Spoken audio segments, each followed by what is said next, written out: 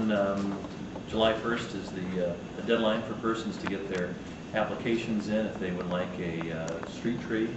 It's $35 to have a tree planted by our city parks department, who are replacing twice as many trees per year as are taken down in our city, and keeping our forest canopy well on its way to being a leader among cities in the United States. That includes not only those who have a park strip between their sidewalk and the street, but anyone who has right-of-way along the city street, even though they may not have a sidewalk. I spent substantial time last week with a city arborist going through the Waynedale Park and looking at the improvements that can be made there, and I know Mr. Tink was certainly made himself available for citizens who have questions regarding the city's street tree program.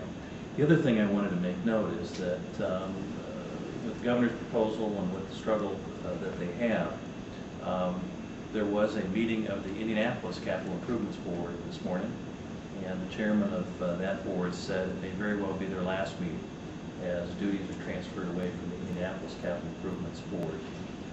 Conversely, here in Fort Wayne, we're moving on July 1st to really combining City Coliseum, or the Coliseum Board of Trustees, with what has been operating under the Capital Improvements Board statute of the state, which is the Convention Building Authority, which runs the Grand Wayne Center. They will then have the excess revenue that comes from the food and beverage tax. That will start out substantial and grow much more substantially over the coming decade. 2 appointments from the Board of Commissioners and 2 appointments from the mayor's office.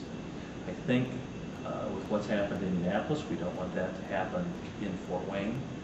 And I think, at least from this councilman's view, certainly as I talk to citizens, we have substantial current capital needs that are being financed by various means. Some fee increases that have occurred this year, what the county is contemplating on the